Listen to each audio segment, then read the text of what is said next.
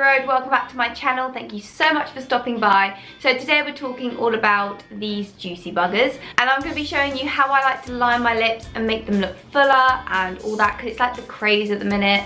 People are getting lip injections and all this stuff, but we're going to be going down the natural route today. My top lip is kind of like at a bit of a slant, so if I look at you like this, my top lip automatically is like non-existent, and then have a lip on the bottom, obviously. That's why a lot of time in pictures, like this is a really good tip if you have a similar problem, just tilt your head back a little bit and it's like, hey, we're here. On an everyday basis, let's be honest, I probably wouldn't do all these steps. I'd probably just do the first step and then just put like a lip balm on or a lipstick and then just go.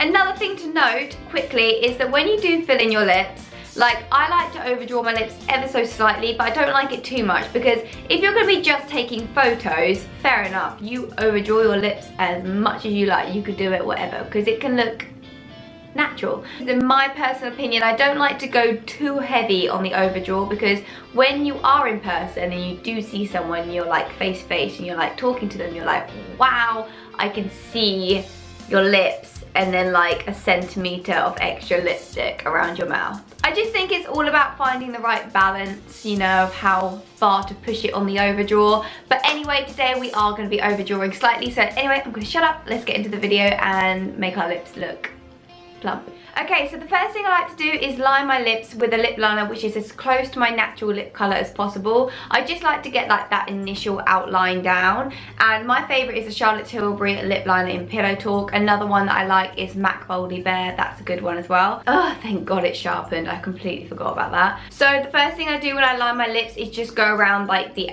normal outline. I don't overdraw anything at this stage. I start my bottom lip and I start in the centre and work my way out. When I do the top lip, I like to start from the outer corner and work my way in, because I find when you do it that way, you naturally create a fuller lip. I feel like sometimes when I start from the inner, like the cupid's bow, and work my way down, sometimes I can cut it a bit too short, whereas this way you can get a really nice rounded effect. Can you just see the difference between that side and that side? Like when you're looking at this bit here, that tiny difference of just going from that outer corner in, it really does help plump the lips up. Okay, so next I like to jump straight to liquid lipstick, and I'm going to be using the Stila liquid lipstick in Patina.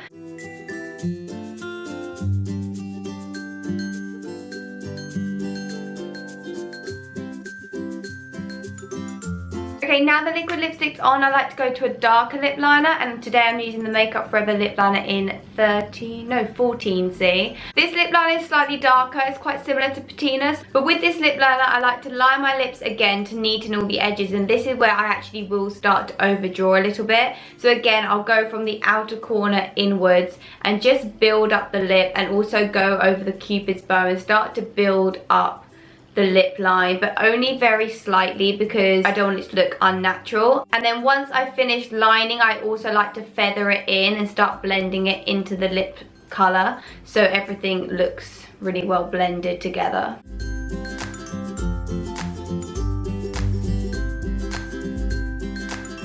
Okay, so the next thing I like to do is add a little bit of a lighter colour in the centre of the lips, and this really gives the lips some like 3D action going on. And I really like to use the Viva Glam Nikki, and this is just a real nice bubblegum pink. I like to use this on any kind of like pink lip that I do. It just really does give that plumpness.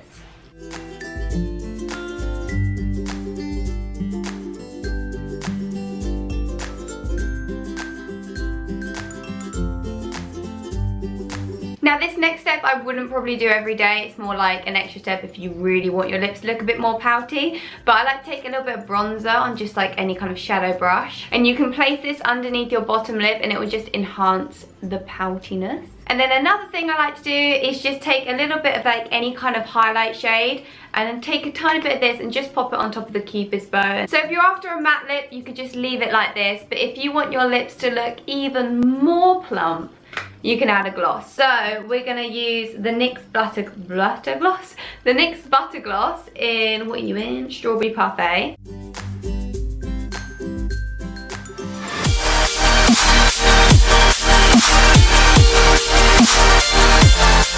Okay guys, so this is the final result. These are what my lips look like after doing all those steps. This routine can like change a little bit depending on what lip colour I'm using. Today I used a liquid lipstick, that's why I went straight onto the liquid lipstick and didn't fill my lips in like with the lip liner. But if I'm using a lipstick that hasn't got that much lasting power, then I would fill my lips in first.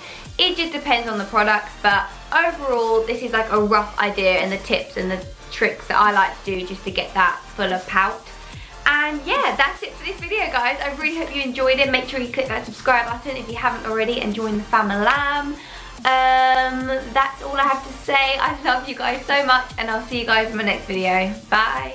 Guys, I just realised I've even got lips on my t-shirt. Like, what a happy accident is that? Also, this lip print is actually the same colour as my lips right now, so big points to me for like making that colour coordinate.